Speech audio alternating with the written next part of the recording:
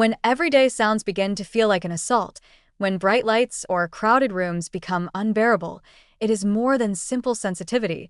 It is a sign that the nervous system is under pressure.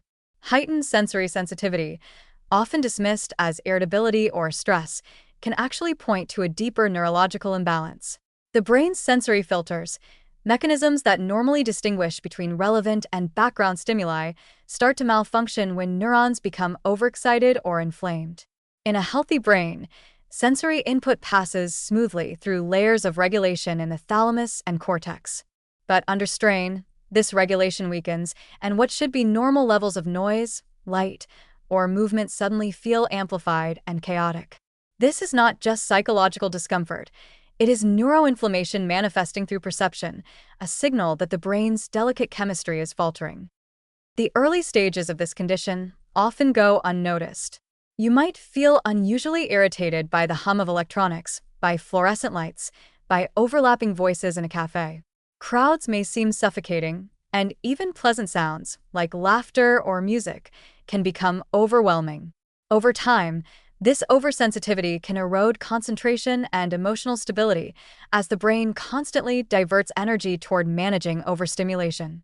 What was once effortless, working in an office, attending social events, or spending time in noisy places, starts to feel exhausting.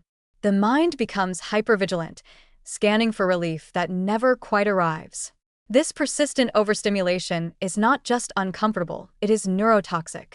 The continuous firing of overstimulated neurons releases excess glutamate, a neurotransmitter that, in high amounts, becomes destructive, damaging cell membranes and leading to neuronal death in severe cases.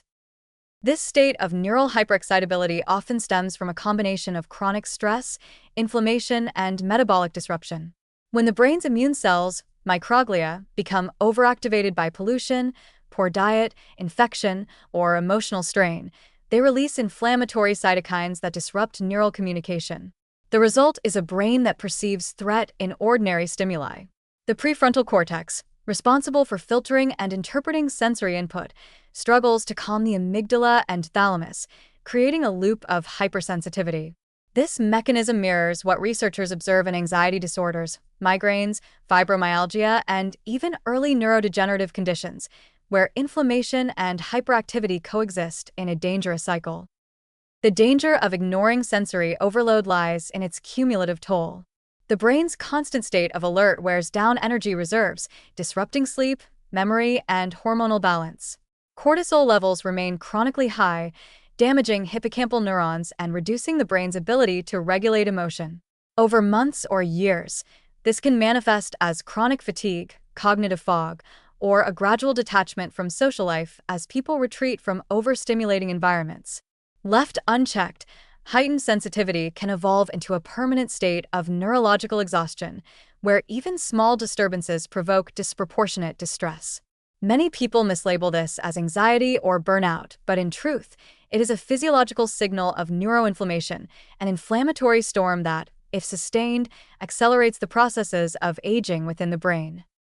There is a deeper danger that accompanies this state. It teaches the brain to fear stimulation itself. Once the nervous system becomes hypersensitive, it begins to anticipate sensory discomfort, reinforcing avoidance behavior. The person withdraws from social spaces, bright environments, and spontaneous experiences. This isolation may temporarily ease discomfort, but it worsens neural rigidity over time. The brain, deprived of balanced sensory input, loses adaptability. This is the opposite of neuroplasticity. It is neurocontracting, where the brain's ability to tolerate and interpret reality diminishes. The individual becomes not only sensitive to the world, but alienated from it. Modern lifestyles intensify this vulnerability. Constant screen exposure floods the visual cortex with artificial light, stimulating the brain long after sunset and suppressing melatonin production. Continuous noise from devices, traffic, or media keeps the auditory system in a semi-alert state. Add to this the inflammatory diet common in industrialized societies, refined sugars, seed oils, processed meats, and chemical additives, and the nervous system has little chance to recover. These inflammatory compounds promote oxidative stress that inflames microglia and destabilizes neuronal membranes, further amplifying sensory reactivity. Each poor night's sleep, Each day spent scrolling under harsh blue light compounds the overload, pushing the nervous system further into a state of chronic hypersensitivity. The biological consequences are not limited to the senses. Hyperexcitability of neurons increases the risk of migraines, anxiety disorders, and even seizures in extreme cases. Inflammation in sensory pathways can spill into the autonomic nervous system, causing irregular heart rhythms, digestive disturbances, and temperature dysregulation. The entire body begins to echo the brain's distress. It is not uncommon for people in this state to experience muscle tension, eye strain, or unexplained pain, all rooted in the same overstimulation of neural circuits. Preventing further deterioration requires deliberate, multi-layered repair. The foundation must begin with reducing inflammation. Foods rich in natural anti-inflammatory compounds, turmeric, ginger, berries, leafy greens, and fatty fish, help calm microglial activity and support neuronal resilience. These are not superficial dietary trends. They are biochemical interventions that directly counteract the mechanisms driving neuroinflammation. Curcumin from turmeric, for example, inhibits the same inflammatory molecules that damage sensory neurons. Gingerols from ginger reduce oxidative stress and improve blood circulation to the brain. Berries, especially blueberries and blackberries, supply polyphenol that cross the blood-brain barrier, protecting neurons from excitotoxicity. Leafy greens, dense with magnesium and folate, stabilize neurotransmitter production and soothe the nervous system's electrical storm. But diet alone cannot heal a hypersensitized brain if the daily environment remains hostile. The nervous system needs structured exposure to calm, predictable sensory input to retrain its thresholds. Controlled desensitization, such as spending short, quiet periods in natural light, listening to soft, rhythmic sounds, or engaging in slow breathing exercises, can help restore balance between overstimulation and avoidance. Time in nature, especially among trees or water, helps reset sensory equilibrium because these environments stimulate the parasympathetic nervous system, which promotes calm and repair. Equally crucial is the reduction of artificial overload. Limit screen use before bed, dim harsh lighting, and avoid multitasking with multiple sensory streams, music, notifications, television, running simultaneously. The brain was never designed for constant stimulation, and forcing it to process overlapping signals deepens the fatigue that fuels irritability and cognitive decline. Sleep must also become a sacred ritual. During deep sleep, the brain flushes out excess glutamate and inflammatory molecules through the glymphatic system.